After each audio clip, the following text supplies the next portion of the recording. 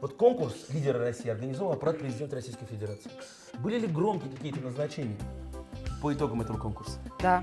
2 человека.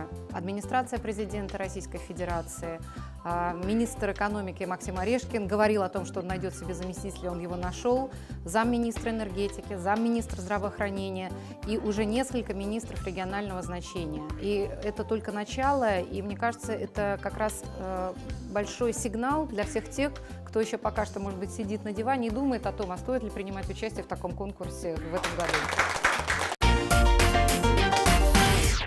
Здравствуйте, дорогие друзья и сянмисес. Вы смотрите кулинарное шоу «Секреты татарской кухни». И сегодня к нам на кухню мы пригласили победителя Всероссийского управленческого конкурса «Лидеры России» Александру Лебедеву. Встречаем! Здравствуйте, Александр. Здравствуйте, Руслан. Добро пожаловать, да еще в таком наряде. Ведь редко-редко приходит сразу в своем фартуке. Откуда такая подготовка? Ну, с «Лидеров России» вестимо. Вот что значит лидер России, даже свой наряд для того, чтобы творить на кухне есть. Молодцы. Спасибо. А что за волшебная книжечка? Меня предупредили, что в Татарстане принято приходить и приносить свой кучтанач. Вот это мой кучтанач вам. Это гастрономическая книга, книга с рецептами. Она, правда, про французскую кухню, но в ней есть 2 составляющие каждой замечательной кулинарной книги. Первое, половину из ингредиентов вы не купите в обычном магазине, и второе, ее очень приятно рассматривать. Вот так вот. Ну, вы знаете, я уже здесь увидел слова репчатый лук, тыква, картофель. Вот это Поэтому те наполовину это относится 50%, к татарской которые кухне. есть. Да-да-да. Обязательно пригодится нам эта книга. Большое спасибо. Надеюсь, кстати, и татарский вариант такой же книги, может, когда-то и выйдет. Я думаю, что он должен выйти, потому что сейчас Татарстан продвигает свой бренд, и я думаю, что туристы, уезжая из Татарстана, обязательно должны с собой увозить книги, которые помогают им дома готовить татарские блюда. Александра Лебедева, победитель конкурса «Лидеры России». Родилась в городе Карл-Маркс-Штадт, Германия, в семье военнослужащего. Закончила Нижегородский лингвистический университет. С 1997 года работала в авиакомпании «Люфтганза». Прошла путь от стажера в Нижнем Новгороде до заместителя регионального менеджера в Казани. В 2007 году с нуля открыла и возглавила филиал американской рекрутинговой компании в Казани. В 2010 году организовала в регионе работу финской компании, занимающейся аутсорсингом спецодежды.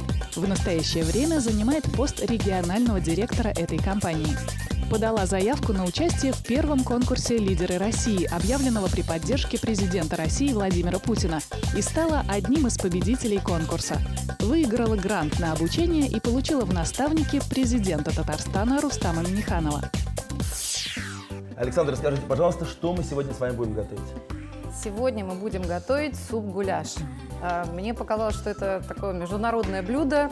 Когда ты говоришь «гуляш», тебя поймут везде, и везде тебе принесут абсолютно разные блюда. Поэтому почему бы не делать гуляш по-татарски, с татарским мясом? С удовольствием. Тем более я очень люблю мясные блюда. Итак, я вижу картошечку, говядину. Да.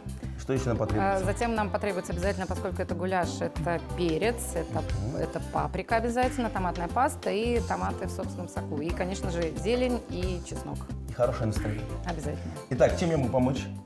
Ну, у вас доска побольше, чем у меня, поэтому, наверное, прежде чем я вам доверю резать лук, возьмите перцы, почистите их и порежьте, а я тогда займусь мясом. Хорошо. Итак, мы готовим гуляш по-татарски. Начинаем. Александр, ну мой самый первый и самый популярный вопрос. Готовите ли вы на самом деле? Если готовите, как часто и какие блюда? Но, вы знаете, будучи замужем и имея 2 детей, не готовить просто нельзя. Помимо того, что я сама очень люблю поесть, если честно. Скажи, блюда какой кухни предпочитаете готовить? Вообще, это не про кухню, это про то, что быстро порезать, закинуть и пойти заниматься другими делами. Я люблю очень быстрые рецепты, потому что всегда очень жалко, когда ты 3 часа мучаешься на кухне, потом садишься и за 5 минут все съедаешь. Поэтому я за быструю кухню. А вообще я люблю международные блюда. Международные какие именно? Ну, международные, например, вот тот же самый гуляш, который мы сегодня готовим, он может быть как в венгерском исполнении, так и в чешском. Есть итальянская паста замечательная, есть французский луковый суп. Я вот все это с удовольствием готовлю. А как обстоят дела с татарской кухней? И как давно вы с ней познакомились? Ой, с татарской кухней я познакомилась 18 лет назад, когда приехала жить в Казань. Это было лето 2000 года. И, в общем-то, могу сказать, что знакомство с татарской кухней закончилось немножко печально, потому что началось оно с чак-чака, и каждый вечер, возвращаясь с работы, мы проходили с коллегой мимо ларька и покупали себе вот по такой пирамидке чак-чака, и вечером ее ели. Но и когда через месяц я поняла, что я больше не влезаю в свои джинсы, я поняла, что знакомство надо заканчивать. Но после этого я узнала, что татарская кухня – это не только чак-чак, а много других интересных блюд. Скажите, пожалуйста, немного о себе. Вы сказали, что в 2000-х годах появились, здесь переехали к нам в Казань. Да. Откуда? Почему? Какими судьбами? Это очень долгая история. Сокращенный вариант, пожалуйста. Сокращенный вариант. Родилась я давным-давно в немецком городе Карлмаркштадте. Мой папа военный, и поэтому пришлось поездить очень много, и в том числе я была 2 раза в Германии. И поскольку бабушки и дедушки жили в Нижнем Новгороде, то в Нижнем Новгороде я поступила в Нижегородский лингвистический университет, изучала там английский и немецкий языки, и благодаря этому устроилась работать, еще будучи студенткой, в немецкую авиакомпанию. И вот, собственно говоря, в 2000 году мой немецкий шеф предложил мне переехать в Казань. Ну и поскольку мне на тот момент, когда тебе 25 лет, ты молод, горяч и готов к разным предложениям, то, в общем-то, на тот момент, честно скажу, мне было все равно. Казань, Пермь, Саратов, все что угодно. У меня мама, когда услышала, что я еду в Казань, она зарыдала в голос, сказала, что это такое, ты едешь в бандитский город.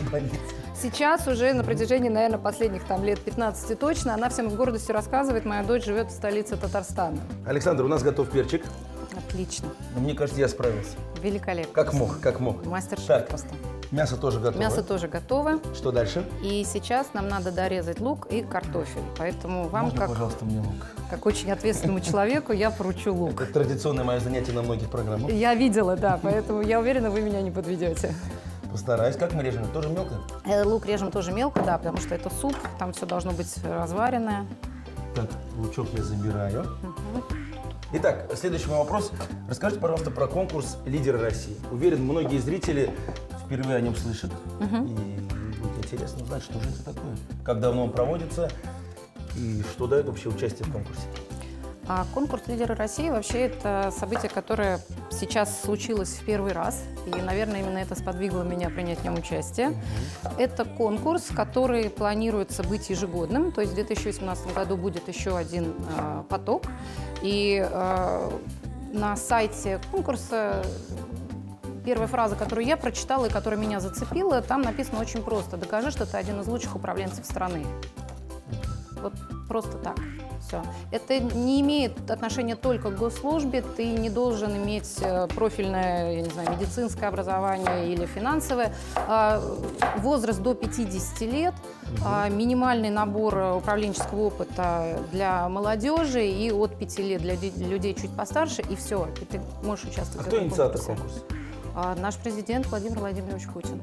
Это лично его инициатива? Это лично его инициатива, и более того, конкурс проходит под патронажем Сергея Владимировича Кириенко, и я думаю, что это такой сигнал обществу, что власть в лице первых лиц страны собирается уделять огромное внимание человеческому капиталу в нашей стране.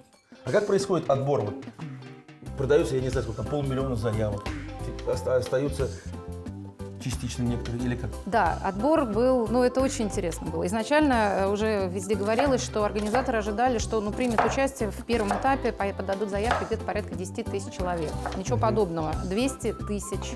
200 000 зарегистрированных участников на сайте. То есть для того, чтобы принять участие в конкурсе, первый шаг – это ты заходишь на сайт, и там регистрируешься, вносишь минимальные свои данные и создаешь себе такой вот личный кабинет. Вот это сделало 200 000 пользователей. Со всей России? Со всей России, да, со всех регионов.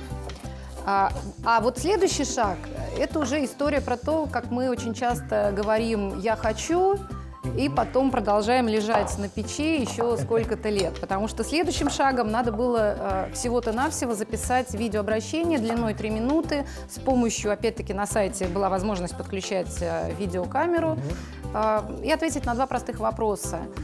Что я считаю своим большим достижением в жизни и какова цель моего участия в этом конкурсе? Как вы думаете, сколько человек отселось на этом этапе? Половина. Больше. То есть больше половины людей просто поленились включить камеру и записать видео. Да, да, Александр, лучок тоже готов. отлично. Теперь можно брать. Теперь можно брать в руки казан, поскольку у нас татарская кухня.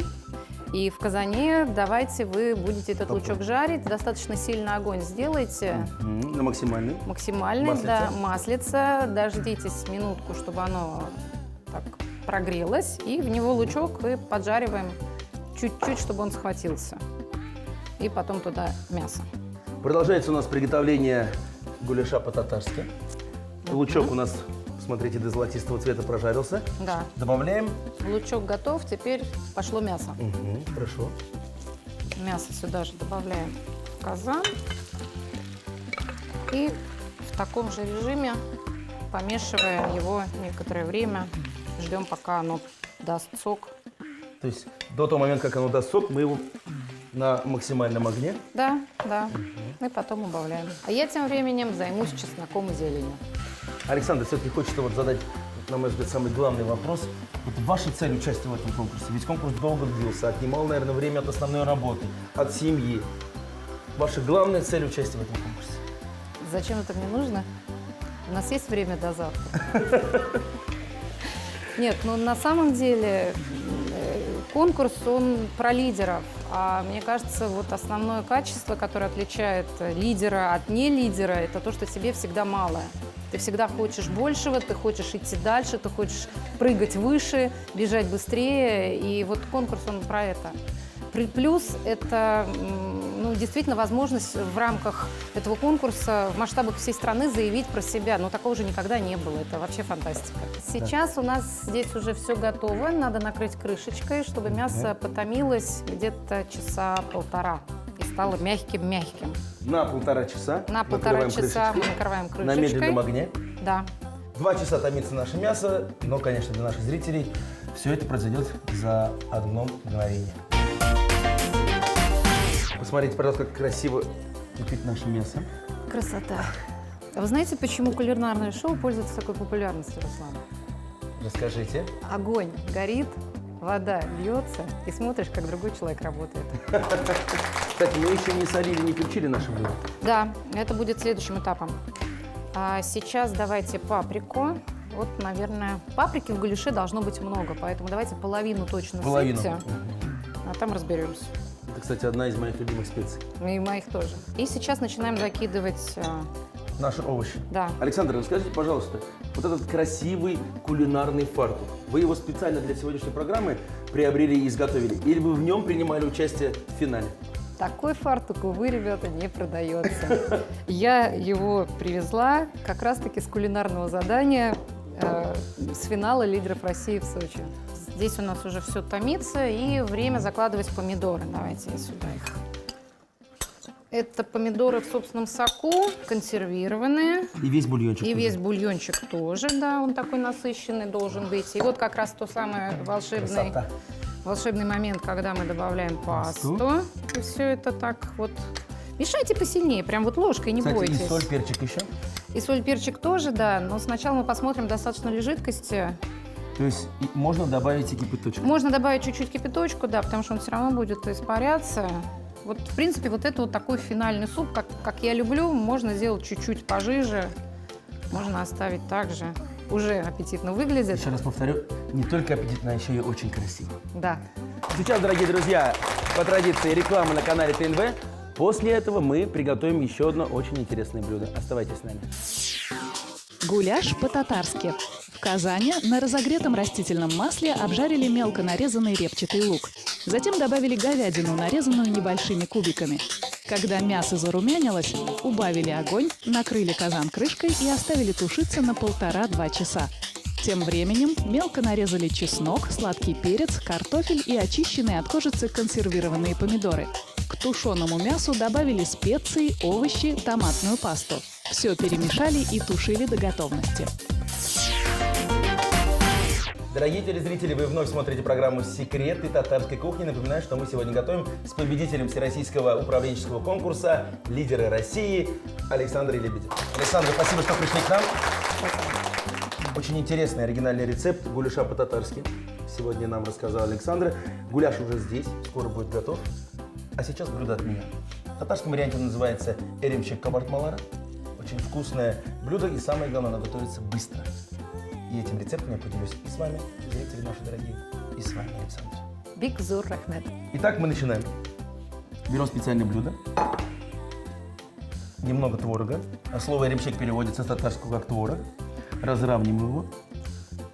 Вообще ингредиентов здесь очень мало. Это немножко соды, яйцо, мука и творог. И все это потом будет готовиться на раскаленном растительном масле. Очень интересно. Итак, вот аккуратненько, ровным слоем. Немножечко соды сверху посыпали. Так. Теперь сахар. Ну, здесь все по вкусу. Сахара можно как побольше, можно поменьше. побольше. Да. Но в финале, если вы все-таки хотите для детей сделать более сладкий вариант, вы можете посыпать сахарной пудрой. Отлично. Так. Теперь разбиваем одно яйцо. Так, помогите. Разбалтываем его. Так, нам пригодится мука здесь, для того, чтобы потом обвалить наши шарики. Так, хорошо? Так, разболтали. Теперь аккуратненько заливаем. В это время мы сейчас поставим маслице. Сейчас оно согреется. Итак, здесь у нас последний слой. Мы немножечко посыпаем все это мукой. Все это перемешиваем. Ага. Делаем такие красивые кружочки, пончики. Немножко обволакиваем их в муке. Вот прям чуть-чуть. И отправляем нашу кабартму в кипящее масло. Так, у вас Можете готово? мою тоже открыть? Конечно, конечно. Опа. Посмотрите, пожалуйста, как наши пончики, как наша кабартма. Отлично. Панируем немножечко в муке. И еще 2 пончика отправляем в кипящее масло. И таким образом мы доделываем все наши кабартма. Понятно. Александр, ну мы сейчас разделимся. Вы доделываете наши кабартма, отправляете их в кипящее масло, а уже готовые кабартма я буду складывать на салфеточку. Хорошо. Ну а сейчас хочется вспомнить случай во время финала. Я о нем прочитал в прессе, о том, что на одном из этапов вам помог лично Рустам Нургалиевич Минниханов. Да. Как это было? Да. Дело в том, что Рустам Нургалиевич пришел к нам в самый первый день, когда в заданиях участвовали все наставники. И, собственно говоря, с него начался мой полуфинал. Первый день мы приходим, в нашу команду приходит Рустам Нургалиевич и дает нам задание. И вот этот заряд позитива, который он дал не только мне, но и всем остальным участникам команды, он, наверное, и привел к тому, что из 8 человек 4 вышли и стали победителями. Спасибо, Рустам Нургалиевич. Ну, сейчас, по приезду, у вас состоялась встреча в Казани. Что на ней обсуждалось? Мы с Рустамом Нургалиевичем выбрали друг друга. Я его выбирала в качестве потенциального наставника, он меня выбрал уже по результатам в качестве реальной подопечной. И буквально на днях, я думаю, вот одним из первых наставников он провел встречу со мной, где мы обсуждали, каким образом я могу в каких проектах себя проявить, чтобы вот мы дальше продолжали весь год общения, и он чему-то меня смог научить и помочь мне развиваться дальше. Александр, посмотрите, пожалуйста, тем временем первый наш кабартма, первый пончик готов. Он должен быть такой красивенький, румяненький. Ну, выглядит очень Так. аппетитно. На колобок похоже. Пусть будет красивый, вкусный татарский колобок. Александр, скажите, пожалуйста, вот есть у нас 100 победителей. 103. 103 победителя этого конкурса. Что дало? Что повлияло на дальнейший результат? Смотрите, во-первых, все 300 финалистов, которые приехали в Сочи, получили по 1 миллиону на образование.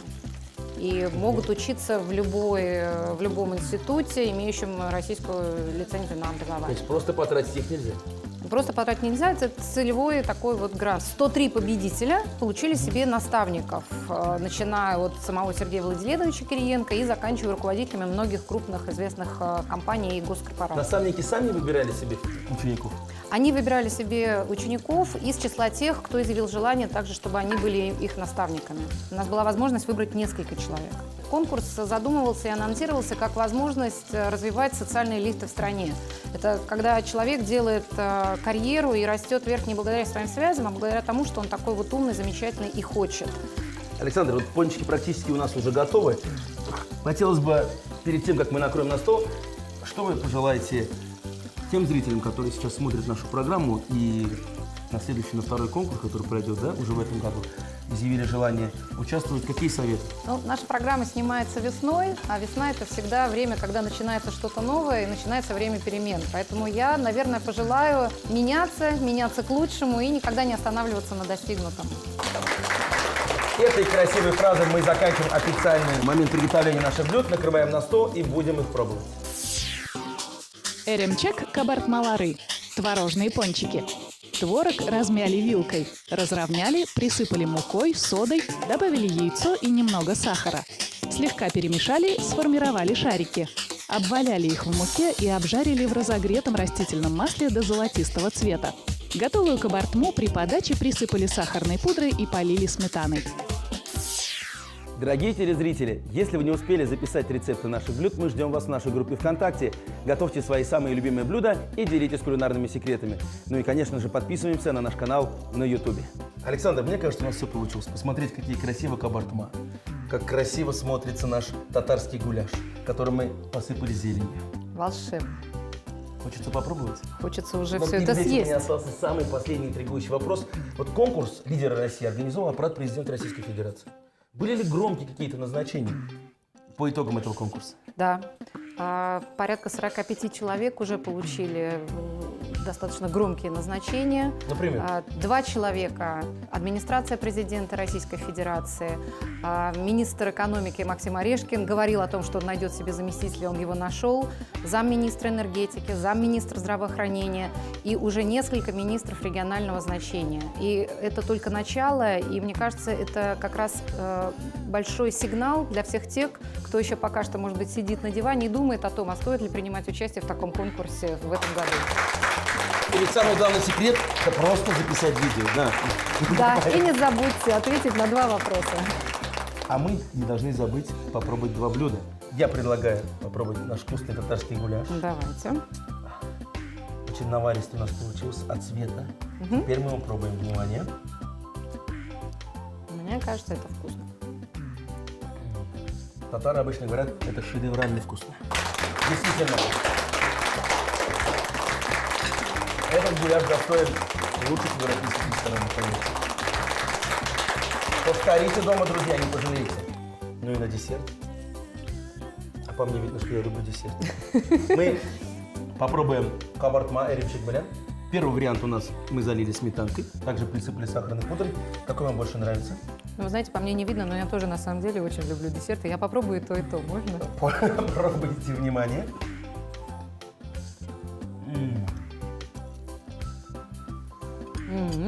Как вам наш рецепт?